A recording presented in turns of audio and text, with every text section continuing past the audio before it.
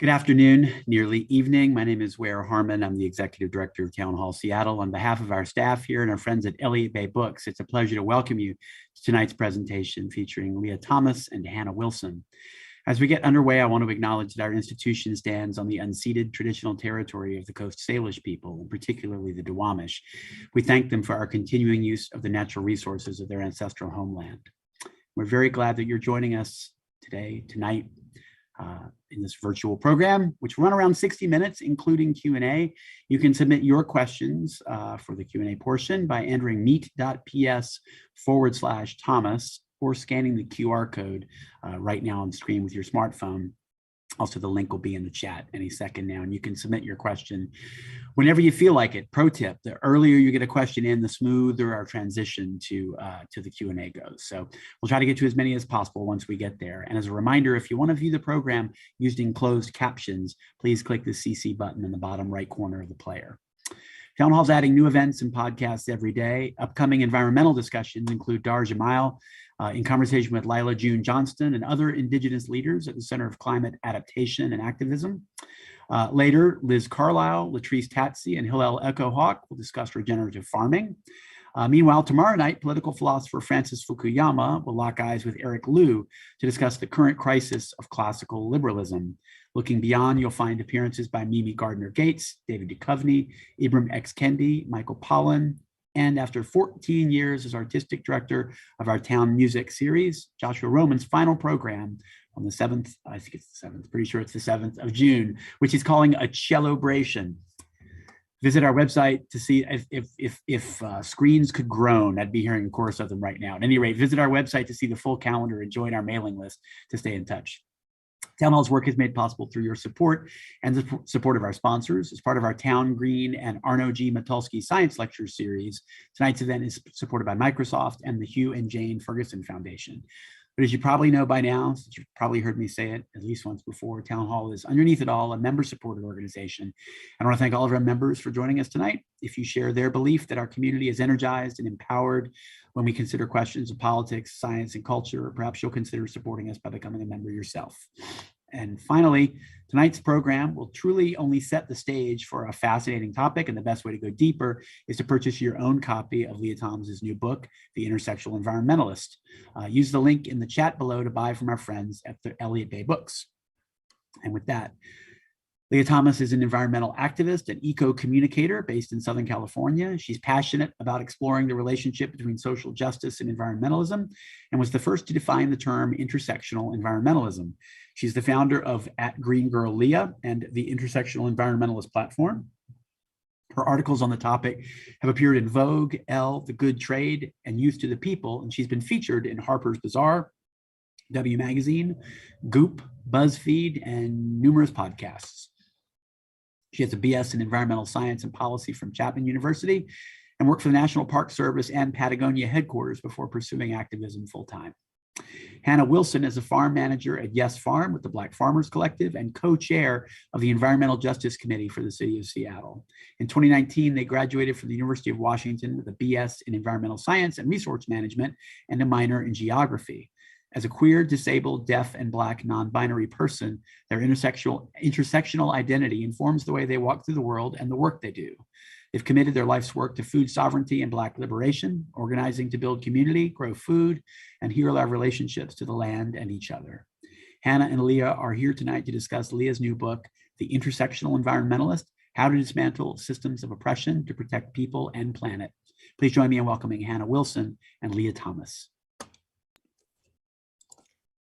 Hi. Thank you so much for having me, and it's so nice to meet you, Leah. I feel honored to be here, and I'm so excited to meet other Black leaders in environmental work. So I'm excited to see if we can challenge this audience that we have in Seattle and to celebrate and uplift radical Black and Brown leadership and brilliance. So yeah, I just wanted to share that as a farmer and as someone who's carrying many identities, I see the way that intersectionality informs the work that I do and the way that I want to bring people into this work. And it's been really powerful to have that conversation at the farm and off the farm. And so I'm grateful to be here with you and to also represent Black Farmers Collective a little bit. Yeah, I guess we should jump into it. So yeah, I guess like my first question for you is just that I wanted to share that I resonated deeply with the experience you shared in your book about studying environmental science and not really seeing yourself in the work. And then, making that decision where like, you couldn't unsee like basically that the work was so white and like that you weren't represented in that work. So I guess I wanted you or to open the floor to you to share more about like what were those moments or experiences where you couldn't unsee it anymore. And then also maybe later on, like what made you decide to move into advocacy full time as well? Absolutely. And yeah, I'm just happy to share space virtually with you. You're so cool. So I'm excited to kind of geek out about your work a little later on. But yeah, like you said, I like the way that you phrased that. It's something that's hard to unsee once you see it. And it took me a really long time to really just notice what was going on and realize that it wasn't okay.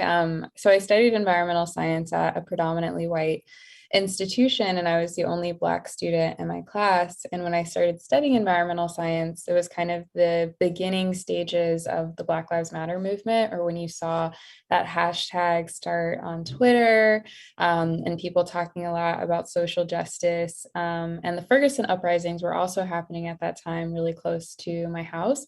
So when I was all the way off in California at this predominantly white institution, I'm taking my intro to environmental science and policy classes. It was hard for me to focus. My grades were so terrible that year. And hindsight is 2020 looking back, like obviously it was hard to focus. I was in mourning and so many other people were. But I don't know, sometimes when you're grieving, it's not something that you know until later on. And I feel like that was my experience with this. So when I started to learn about environmental justice, it almost felt like it was something that was siloed all the way over here and something that I had to kind of go out of my way to do. I didn't have professors that looked like me. It wasn't mandatory to learn about environmental justice. It was always kind of an elective. So I don't know, as I navigated through a lot of environmental spaces, in the back of my head, I kept thinking, well, I guess, if I want to learn about Black folks and sustainability, it's kind of a side mission or a side project that I have to do. And then over time, I just started realizing, okay, no, it shouldn't be a side mission for me to learn about the beautiful stories and contributions of Black folks to sustainability. Everyone should be learning about that. And in addition to that, it makes no sense that the majority of environmental curriculums across the United States make it optional to learn about the intersections of identity and environmentalism, especially when median income and race, as you know, are like the number one and number two indicators of who experiences environmental injustice. So over time, that siloing just got so disappointing and honestly heartbreaking. And I think in 2020, that's when my heart just couldn't break anymore, because I started realizing that, okay, for years, I've been going to climate protests for salmon, for the smallest of endangered species. And yet there's people in the environmental community that I have stood beside that won't even advocate for the right for Black folks to live. I can't do this anymore. I don't want to take part in any type of environmentalism where that's optional. So I think it was kind of a long time coming from 2014 to 2020. That's a long time, but kind of the start of the Ferguson uprisings. And then in 2020, the quote unquote racial awakening, I just realized, okay, I have given myself to the cause. I've been a park ranger. I've studied environmental science. I've worked in corporate sustainability, nonprofits. And in each of these spaces, they're all not prioritizing racial justice. Why would I pour emotional labor into this when I could do something a bit different? So I don't know if you've had similar experiences, but it was a long time, like thinking about those 6 years, and a lot of silence and not speaking up when I could have. But I guess things happen when they should, but yeah. Yeah, no, I totally hear you. Like it takes a long time, I feel like, to fully come into your like sort of like radical views and to be like sure of yourself and in that way. So yeah, I appreciate you sharing that, because I know it's like super vulnerable to like be like, yeah, I'm grieving and this is difficult, and like I'm learning and growing at the same time. I guess that like kind of leads into my next question too. It's just that yeah, basically what I was thinking was like, you know, there's like grief in understanding the ways that like communities are impacted, like our communities are impacted. And also I saw the power in the leaders that I saw that were doing environmental justice work. And like I saw like Black and brown and queer and disabled and like folks of all colors and like backgrounds in environmental justice work. So and that was very healing for me to be able to start seeing that and understanding that that was real, and like that was a place that I could exist in like my wholeness. So I guess my next question for you is just, you know, what role has your own personal healing played in your work? And like how does healing maybe in general play a role in environmental work, in your opinion? Yeah, I love that you brought this up. I remember I had a conversation with Dr. Robert Bullard, the father of environmental justice, and another environmental justice elder named Bernice Miller Travis. And I remember I was talking, so I had two separate conversations, but kind of similar feedback from both of them, which was really kind of funny. And I was like, yeah, my school is a prominently white university. And I think Dr. Bullard was like, Leah, Chapman is not the world. We've been doing this work for a very long time. And at historically Black colleges and universities, Orange County is not the world. And I think that's something that a lot of people of color, especially that are existing in predominantly white institutions, whether it's nonprofit, et cetera, a university, just reminding ourselves that this is not the rest of the world. And there are people who, there are Black folks that have been doing this work for a very long time. Our ancestors are environmentalists in so many ways. So that was a really big wake-up call for me. So I started reading this book called Black Nature that I go back to all the time. It's an anthology of poetry from the last 100 years, just a collection of poems from Black Americans, basically talking about their nature experiences. And I love the book because it kind of argues that a lot of Black poetry, people will say, oh, it's protest poetry or it's civil rights poetry, and they just kind of silo it there. But there's so many nature themes throughout about how nature was healing for them, even if it wasn't the same experience that a lot of kind of white conservationists were having. They spoke about nature in their own unique way that's culturally relevant. And reading through that book, it just made me realize, like, okay, Black history is environmental history. Even if I'm not seeing it in a particular space, we're out there. So that was definitely a part of my healing journey, and just connecting with environmental justice elders, surrounding myself in spaces that were safe for me, whether that started out online, because when I was in Orange County, that was kind of difficult. But, you know, finding online spaces like Outdoor Afro and Hike Club, etc., all of these other organizations. And I think that was just so healing for me, because I realized really quickly, I'm not alone. I've never been alone. And even if I show up in a space where I am the only in that space, knowing that there's a community of thousands and thousands, if not more, people around the world who are Black, care about the earth. So not to be blindsided by that anymore. And I think I wish I would have added more in my book, but in the introduction, I try to make it clear that when I'm talking about environmental curriculums that are not inclusive, I'm not talking about historically Black colleges and universities and the way that they teach environmentalism, because it's always been equity centered and also includes the intersections of racial justice and environment. So that's something that I try to remind myself of, and it's been really healing for me.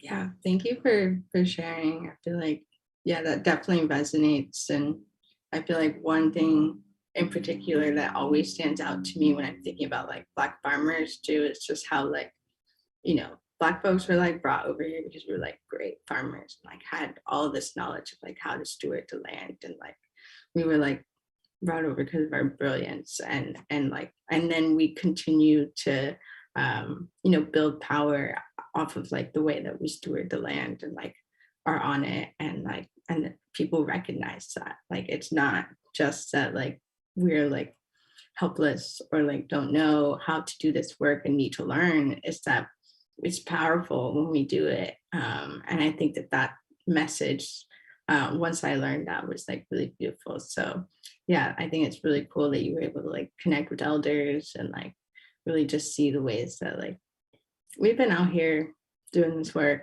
for a long time. Yeah, so my next question for you are kind of centered around like, you know, how powerful of a tool like social media can be.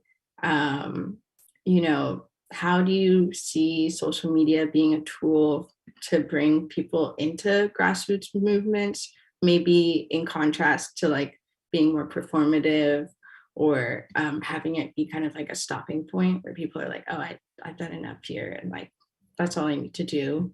And yeah, like, do you see other like barriers or limitations like social media? And like, how do we navigate that?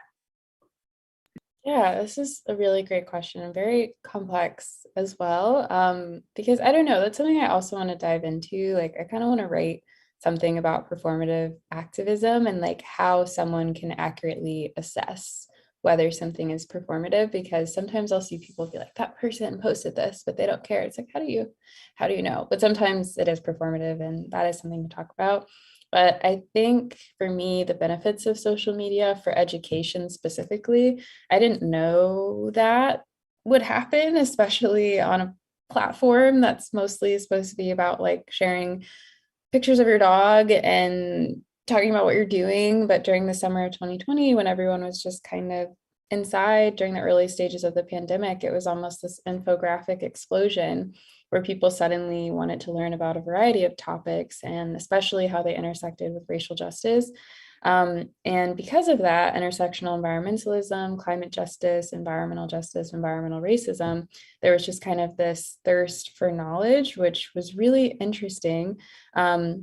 So I like social media for education when you are fact checking as much as you can and citing, you know, sources that people can go back to. But there's a concept, I don't remember exactly what it's called. I think it's called time poverty or something along those lines. And I started realizing how there's just so much snobbery in academia, especially in the sciences, of kind of like, if you didn't read this whole article, like you don't understand, etc. But for me, I think it's really important for everyone to have access to environmental education at varying degrees. So if someone happens to be on the subway or they're on a bus and they're going in between one of their many jobs, and they happen to be following, you know, an educational environmental justice platform, and all they have are 60 seconds to 10 minutes to learn about it, then I think that they should be able to also walk away and be like, oh, I learned something really cool that I didn't know. Does that mean that they are, you know, a PhD student in environmentalism? No, but it means that they know a little bit more than they knew the day before, and that might make them a better steward for this earth. And I think that everyone should have access to that, especially when it comes to diversity, equity, and inclusion and representation. Like, it makes me so happy when someone's on Intersectional Environmentalist, the Instagram page, and we're able to do community spotlights of just activists and organizers and people, and someone's like, oh my God, that's so cool. I didn't know that this person was at like a community garden down the street from my house, or that's a person that looks like me. And even that brief moment of representation, it means the world, especially when we're trying to level the playing field in the environmental space. So I think social media is great for that, to kind of counteract the narrative that environmentalism needs to look a certain way. And now we can say, no, here are the resources. Environmental education can look a whole lot different. And something that I also didn't expect is a lot of educators are like using our resources in their classes. And a lot of my friends are also writing books and working on book proposals. So I'm really excited to see the ways some of these digital media platforms, like a friend of mine, Isaiah's Queer Brown Vegan on Instagram, because of the growth of his platform, where he was able to take veganism education into his own hands is going to expand on that and write a book and create more resources. So I think it can be a really good starting point for a lot of people. It's really accessible, and I really believe in meeting people where they're at. But I hope it doesn't stop there. But I'm also okay if it does stop there for some people, if that's all that they can do to participate and maybe hit a button to donate to a fundraiser on social media or amplify something. I think that's okay if that's the role that some people are playing. But I would hope, a lot more people feel inspired to get connected with the organizations they're learning about, support them in other ways, etc. Yeah, definitely. Thank you for sharing. Yeah, I think it's really powerful to hear that like teachers are able to like, access like your material and like be able to actually like teach that to their students. I hadn't really thought of that like teachers, may not have the capacity to build that into a curriculum otherwise, but now they do. So my next question is kind of related to DEI too. I think like one thing that I struggle with at times are how like big white environmental nonprofits and research institutions will hop on this DEI train, do land acknowledgements, or temporarily support Black and Brown led work. When you look at the numbers, their resources are going towards like the organization owning land or like conserving land or paying mostly white employees. Do you think there's a way to like hold folks accountable, and like have you seen organizations like shift in the work that they do as a result of like the movements that have taken place in the last, over the last decades, but also maybe the last few years as well? Yeah, I feel you 110%. And I tell these organizations that wealth redistribution is what they should be doing. Like the funding gaps are just ridiculous. Like that's like 8 environmental organizations are bringing in like over 70% of philanthropic funding. It's like PETA, the Sierra Club, WWF, etc. Their US chapters are bringing in more than $200 million per year. And most environmental justice organizations are working with budgets that are less than $100,000 per year. It's hard to find ones that make more than $3 to $4 million per year. Really hard. So yeah, I think wealth redistribution, you need to do it. So if there's a white-led organization, so for example, the Sierra Club, they have an interesting legacy. And they have been confronting it. And I thought that was really interesting to see the ways that they were bringing in consultants and things like that. But then it was also about hiring people of color, not in a performative way, but also giving them a seat at the table and understanding the value of that. And I have seen some shifts, and maybe it's just the people I'm interacting with, but they are funding a lot of climate justice organizations or donating so then they can create events and things like that. So yeah, I don't want it just to be about resources and funding, but it kind of has to be when so much philanthropic funding and wealth is concentrated to these very few kind of white-led organizations, and everyone else is just scrapping and trying to get their work done. I think wealth redistribution is the number one thing these organizations should be doing. And then also just assessing their company culture and who has a leadership position. You can't just hire a bunch of people of color in entry-level positions and say, okay, we're doing things now, or hire one DEI head of DEI. I remember there was a sustainable organization that tried to bring me on as their quote unquote DEI person, and they didn't put any thought about the description. And I just was like, absolutely 100% no. But yeah, just not to say it one more time, but wealth redistribution, because the funding gap is vast.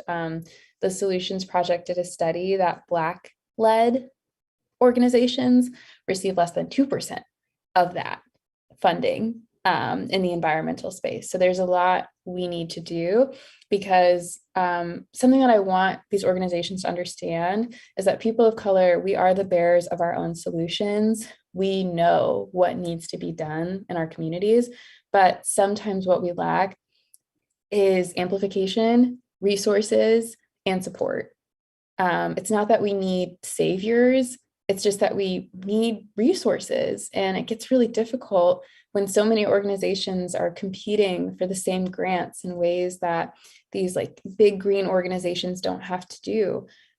So that's how they can support, or even just volunteering. Like governance is difficult in nonprofits. So even if they can have someone like help other organizations get off the ground, provide mentorship, whatever it is, like connect them with donors to kind of level the playing field. Absolutely. Yeah, I think there's a lot of wisdom in that. Yeah, wealth redistribution is the number one thing that needs to happen. And like, I think I've seen some organizations in Seattle really start to, listen to organizations when they say, hey, like we need help with like capacity building. And most of that capacity building just means like we actually need funding to just like bring on another person. It doesn't mean that we don't know what we're doing or we can't do what we do. It's that we just need to actually be able to pay people to be able to pay rent, buy food, feed their families. And I was also reminded of like the green ceiling that like Dorcita Taylor talks about, where like there's just like a percentage, like I think it's like 13% of like organizations, or like 13% of organizations have people of color in them, or something like that. And it's just like very ridiculous, and like across the board, the same number for the most part. But yeah, thank you for sharing. Okay, I'm trying to think of like next question has to see. I think, oh, okay. Kind of like going off of like more radical thoughts. I was thinking, you talk about how you're like an eco communicator. How do you find yourself like communicating like more radical like ideas, like critiquing like capitalism, or like explaining to someone like what does like Black futures look like to you? And also I just want to hear like your thoughts on those topics anyways, but also just as someone who's doing that education and communicating, like how can we do that? Yeah, I think one big learning lesson for me is just to be true to myself for the most part, and just not being anything other than who I am. Like I'm really anxious. So like the way that I communicate is really kind of based around that. I don't know. So I try not to be anyone that I'm not, because sometimes when I have done that, because I feel like I'm like, oh, I need to express it this way because I want to make people happier. I want to express it this way because I want people to be, comfortable. Just figuring out, okay, I can be assertive and also be myself. And then also recognizing privilege and how that plays a role, because it's concerning to me that lighter skinned Black women are given a microphone much faster, or considered more palatable by white audiences, or because I worked at Patagonia or went to a predominantly white institution, that there are people who would listen to me when they should be listening to other people. And it's frustrating, infuriating, but understanding if that is a privilege that is here, then how can I use that to get them to listen to other people? So if I'm presented with the opportunity to write a book, then there will be an essay from Ayana from Generation Green, who's talking about environmental liberation and the liberation of Black folks. Or if I can have a conversation with others and help pass the mic in that way for them to express additional ideas, then I'll do that. But yeah, that's a whole nother conversation for another day, because the environmental movement, there's just so much tokenization. And that's something that I realized really quickly was happening with me, especially after working at Patagonia, where people were listening to me when other Black women had been saying the exact same thing for a very long time. But I came into this space as a lifestyle blogger, where I was talking about like eating acai bowls and granola and just living in Santa Barbara. And it doesn't feel fair, and it's not fair. So that's something that I really do struggle with personally. And yeah, I've been trying to figure it out a lot. but just figuring out how, if that is the case, I can create space for other people as well. Whether that's kind of like passing the mic on the Intersectional Environmentalist platform, or if I am writing an article, making sure that I'm profiling other people, etc. And yeah, just kind of being true to who I am. So still talking about things like radical imagination and environmental liberation, etc. But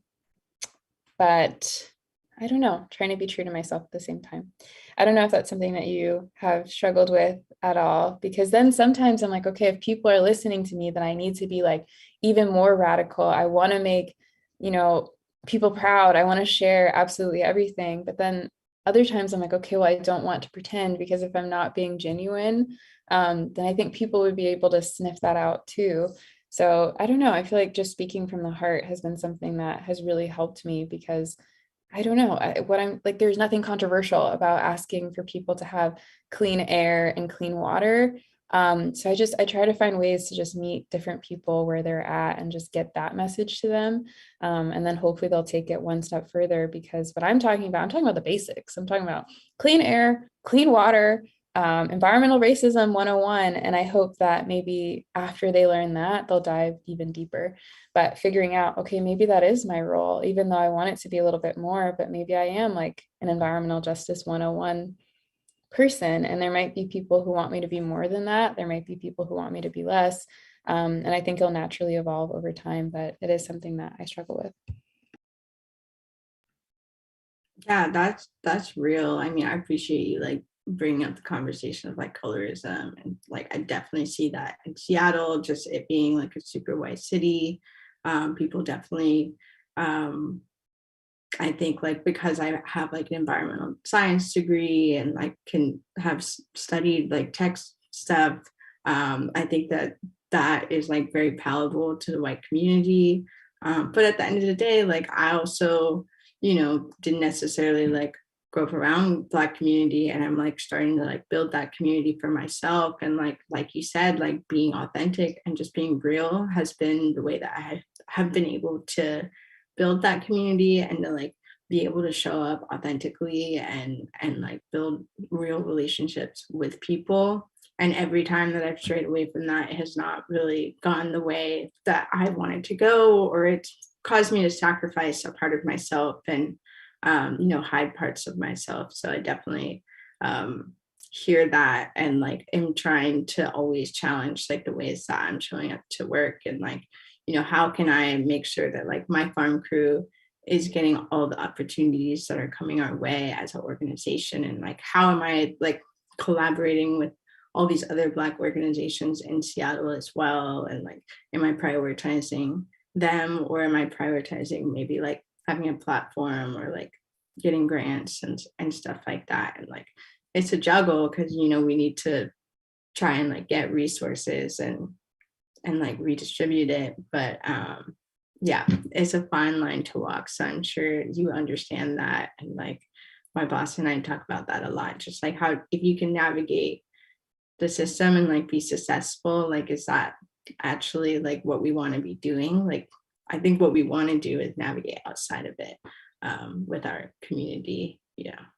And I agree. And I just feel like, I don't know, everybody plays a role at times. And I feel like sometimes in movements, it's like you have to be this or you have to be this, but it isn't black and white. Like, I don't know, there's certain people where I just don't understand it, but their calling is like talking white people through why racism exists. And it sounds like such infuriating work that I never in my life would do. Or there are people who have a career off of like anti-racism education. And sometimes I've heard other kind of social justice leaders like, wow, like this person is just creating these books specifically for the consumption of white people to learn about racism, et cetera. They're like playing within the system. But it's like, maybe that's their ministry and maybe like that's what they're doing. So I don't know. I feel like there could be room for people to, I don't know, exist somewhere in there and whatever feels good to them. Right. People are who they are, and like we are in community with everyone, yeah, I appreciate you sharing that.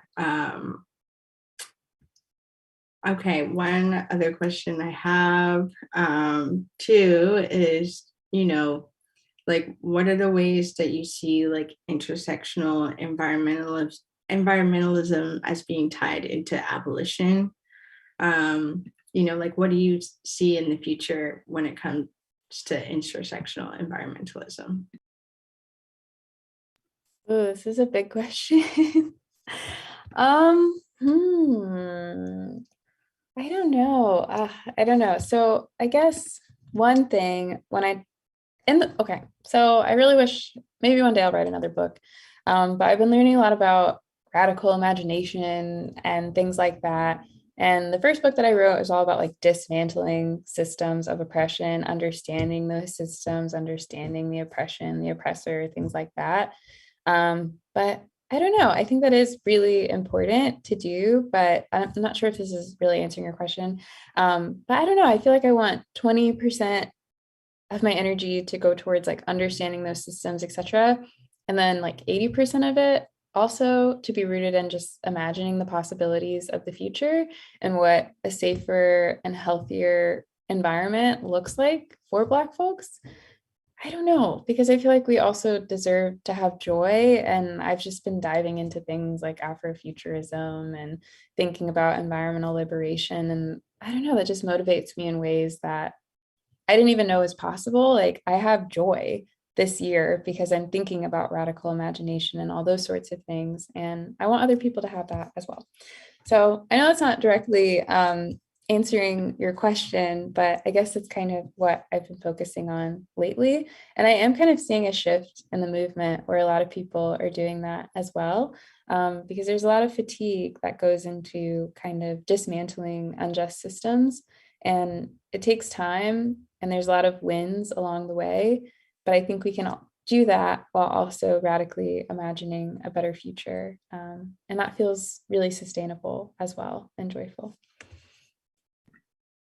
Yeah, I definitely like hear you on that. I think 2020 like burned me out. Like we were in like a super small organization at the time, and like, when June uprising started, like, all of this like, like white guilt, if you will, is what I called it, the white guilt wave, kind of like came down on us and was like, how can we support? Like, how can we give you a platform? And I was like, we weren't prepared for this. And I definitely like burned out from like trying to, be at a level of like teaching and education or like doing that work that I wasn't prepared for. And also it wasn't centering, healing and joy at the time. It was more about like, look at like the pain that our community is experiencing, and like we have to talk about it and educate folks about it.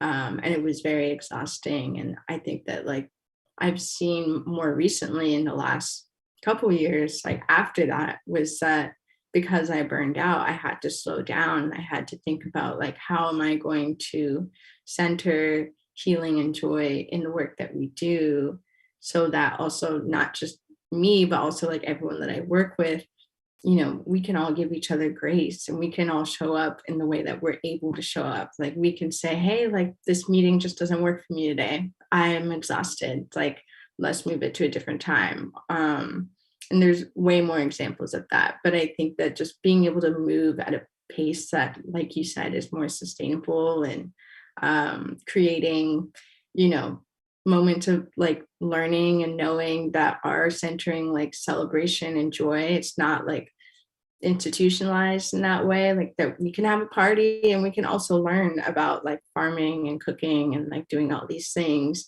It doesn't have to be a separate thing. And so I've definitely seen the results of like thinking about like, okay, if we are thinking about this generational work, like how are we going to actually make it last? And I think it is, like you said, like centering it around like healing and joy. So yeah, I guess that kind of leads into my last question, was just like, movement building and doing this work is super, can be super demanding, and like climate anxiety is real, and like there's definitely like a sense of responsibility and like a loss of control that we can feel when we're talking about this work. So maybe you answered this a little bit, but what do you do to like take care of yourself while you're doing this work? Part of it is, I guess, just realizing the wholeness of myself as a person and other people. Like, I'm just as much a sister and a daughter and a friend and a cat lover, whatever it is. I have all these other aspects of my identity, or even just reconsidering my relationship to the environment. Because like you said, I don't know, 2020, I was just thinking about so much trauma and having to share with thousands of people environmental racism data and just educate on that. It's really exhausting. And then understanding that my love for the environment goes beyond the trauma of what environmental racism has done. And then I also have a very spiritual connection with the environment. It's very freeing, it's very healing, and kind of reconnecting with all the reasons that I love the earth. And then also just understanding, like, not taking myself too seriously. I can love myself and respect myself, but also know that, okay, I'm just a person and I should do other things. Like, it's not that activism is my entire being. And I think at times in the activism space, there's just a lot of perfectionism of what it needs to look like, etc. And I try to resist that as much as possible and just be like, you know what? I care for the earth. So I also care for natural hair products. So I'm gonna, dabble in that because that's kind of a part of what I really enjoy. I love animals. So I'm gonna like volunteer in an animal shelter, whatever it is. So just tapping into those joyful moments. And the nonprofit I helped found, Intersectional Environmentalists, we are completely reshaping the work that we do, where radical imagination is one of our key pillars. And we've just been doing some really fun things. I have a zine that I want to show because it's right here. But so this is our zine that just came out. It's called the IE Agenda. And this is one of my fun kind of side mission projects that I really enjoyed. Just thinking about, okay, if I'm going to talk about environmental justice, I want it to be fun as well. So just showing people like art and fun stuff and talking about, again, not just environmental injustice, but also talking about the beauty that comes with sharing the stories of historically under-amplified groups of people. There's just so much joy. So I've just been trying to root myself in that, doing these side missions and projects like the zine, and we're working on a climate justice intimate concert series and hosting things in gardens and stuff. If you want to team up, send me an email after this call because that'd be fun. But yeah, that's what I've been doing to find joy. I love that. Thank you. I'm gonna soak all of that in, and yeah, definitely appreciate you sharing the ways that you take care of yourself. And yeah, I also appreciate you uplifting that like everyone has a different role in this work. It doesn't mean that you are like the teacher or like the farmer. I try and always tell people too, like, I need artists to come and make the farm look beautiful, or I need a DJ to come in and like make the vibes incredible at the farm, whether we're like farming or like cooking or something.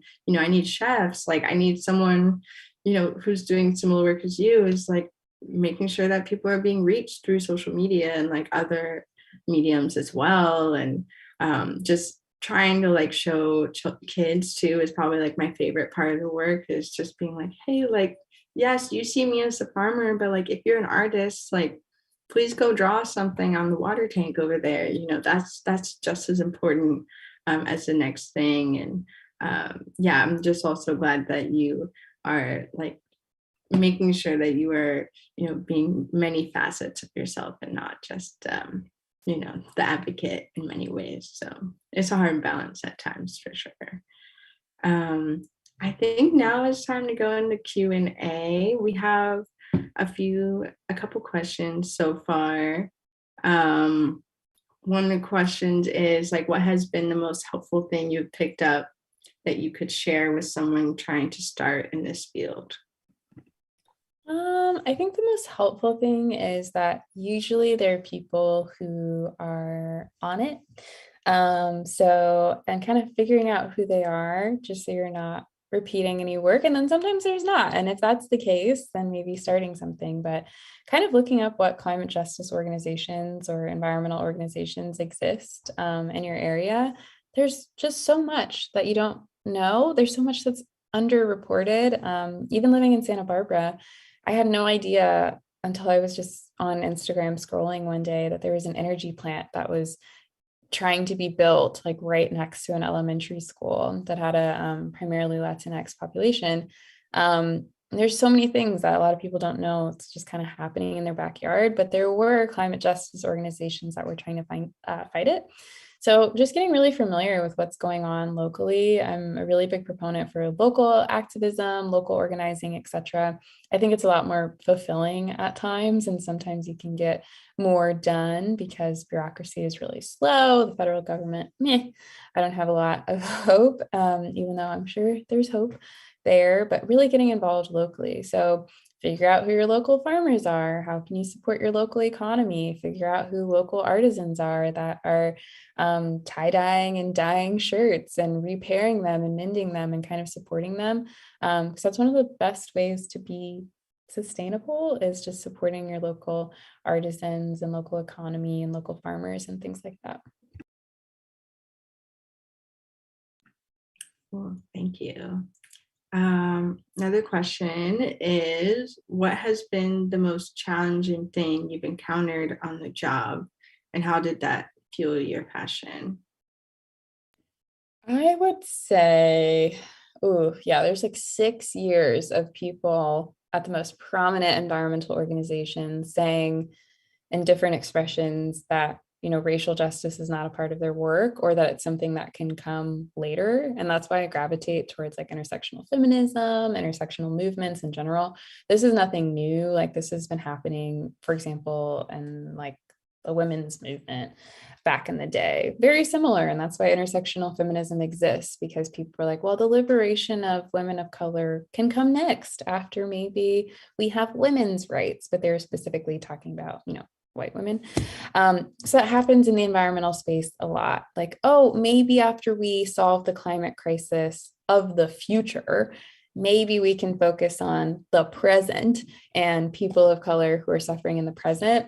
So that's been something that's really hard to deal with, just getting people to wake up to the racism of that. And I think it was a long time coming for me, just sitting on that for 6 years and finally just realizing that this is absolutely not okay.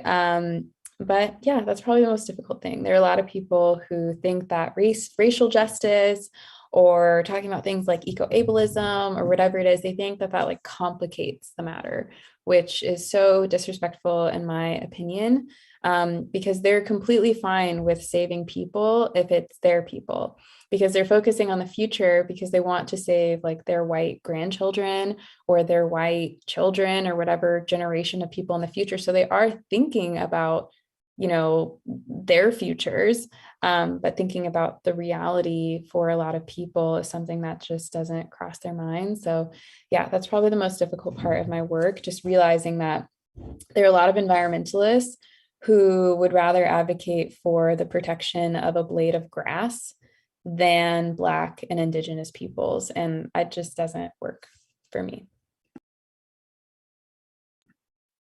Yeah, facts. Thank you for sharing that and say that. Yeah. I'm just curious if you could expand on Eco Ableism, because of course, disability justice is something I really try and center in my work. But I haven't necessarily heard the term Eco Ableism before. Yeah, so I first stumbled across it in 2 ways. So in the zero waste movement, and then also when I was working as a park ranger. And then also, I guess, kind of thirdly, talking about social media activism and its applications. So I guess starting with social media activism, it is accessible for a lot of people, not everyone. Social media isn't accessible for everyone, but there are some folks who are very, very mean. And if they say things along the lines of like, if you don't show up at a protest, then you're not a real environmentalist. Or if you don't do this, then you're not a real environmentalist. And in some ways, I do feel that that perpetuates eco-ableism in some ways, in many ways, because there are barriers to entry for a lot of people, whether we're talking about just not being able to participate in that protest in the same way, or even just talking about things like anxiety or social anxiety or neurodivergence. And not everyone can show up in the exact same way, but that doesn't mean that how they're participating isn't also really important. So if someone is gravitating towards social media activism because that's what's accessible to them, then that plays a role. So I think, yeah, in the social media space, that's how it kind of pops up. In the zero waste movement, I think there is a lot of eco-ableism, which I didn't really know about, but it was kind of like, you have to use this product and not this product. And specifically the conversation around straws and healthcare. So this isn't something that I was really privy to, but there are a lot of people that need plastic bendy straws for survival in hospitals or just in daily life. And some people could say, well, you could have bio-based plastic bendy straws, etc., things that are, just very extreme. But I think there are things that we have to consider with systems change just to make sure that we're not perpetuating eco-ableism, because how big of a jerk would you be if you're telling people that are relying on something for survival? And unfortunately, right now, plastic is one of the least expensive materials to make things with. So there are people who might be relying on some plastic products, not because they hate the environment, but because that's what's accessible to them.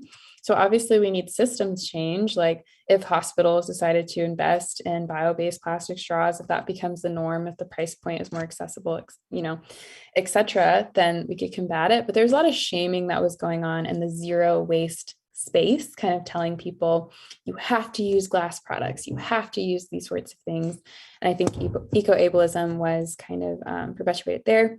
And when I was working as a National Park Service ranger, also talking about accessibility, and just a lot of parks are not accessible to everyone. A lot of trails are not accessible to everyone. And that's something else, kind of a random tangent, even with graphic design, that's something that I've been thinking about a lot more, like ADA compliance and even the size of the font, the coloring, etc. And then also adding, specific descriptions and things like that a lot of people aren't really thinking about. So yeah, there's a lot, and it's definitely an area that I want to dive into a bit more. And it seems like there are more conversations that are happening, whether we're talking specifically about like zero waste movement, accessibility, and then also just allowing people to participate in the ways that they participate and not judging them for that.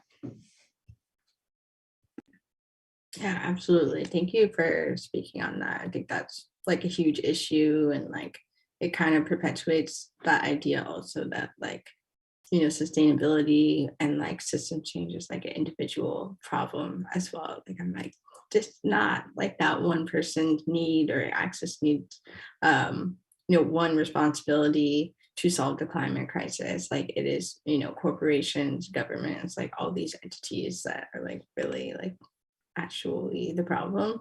But yeah, I have another question for you. I do like this question a lot. Someone asked, like, what are some of the hidden white supremacist characteristics most prominent when white people are working in Black spaces? Oh my God. So I love the show Insecure. I think everyone should watch it if you have not. But she kind of pokes fun at this because she's working at a nonprofit. I think it's called like We Got Y'all or something like that. And they have a character who perpetuates a lot of these stereotypes. So if you're in for a laugh and a learning lesson, please watch Insecure. I think in the first season, she might be working at We Got Y'all. So please check that out. It's a very specific reference, so I'm not sure if everyone knows that one.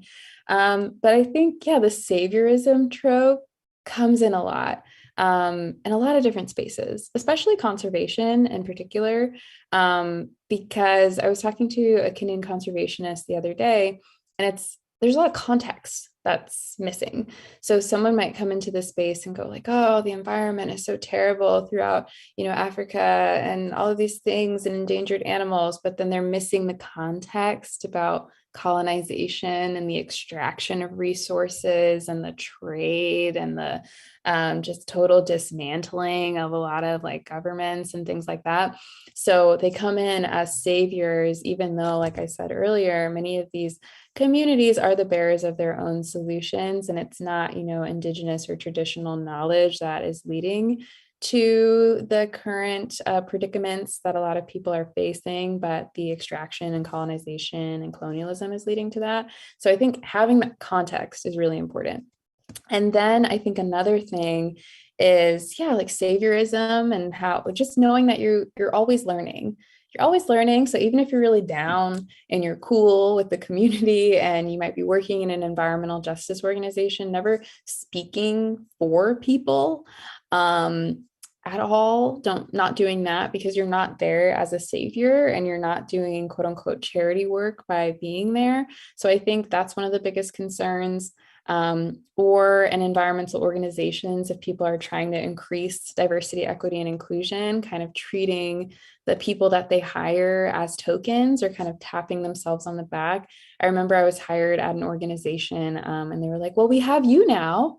And that was like a part of their, they're really tapping themselves on the back. And this was after I was being called the name of like the only other Black girl that was working there for months. And after I had corrected them and said, like, my name is Leah, it's not Abby, complete meltdown. And they're like, well, we were just so excited to bring you here. And, I'm so sorry. And I was late for a meeting, so I had to keep moving. So treating the addition of diversity and inclusion as though it's like a pat yourself on the back moment. So those are some things that I've seen that kind of go wrong. A lot of that white saviorism.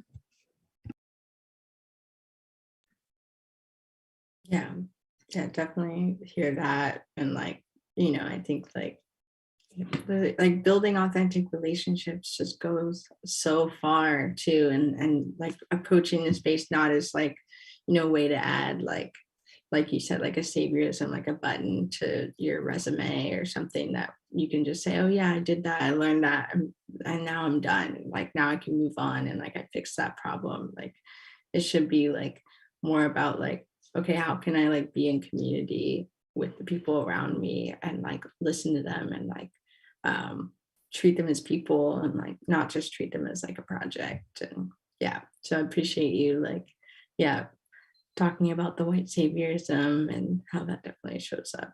I think that those are like all of our questions for now. It was such a pleasure talking to you, and you're doing amazing work, and I hope you continue to collect the knowledge and wisdom and like continue building community with other Black and Brown leaders. So thank you. Thank you. Yes, Hannah, thank you so much for leading this conversation. I can't wait to check out Yes Farm and Yes Terrace for all my friends in Seattle. And Leah, thank you so much for being here tonight. Your story and your journey and all the work that you're doing, I see you, I admire you, I respect you. And to all my viewers out there, please check out Leah's book. That link can be found in the chat through our friends at Elliott Bay Book Company. So thank you all for being here tonight, and have a good night.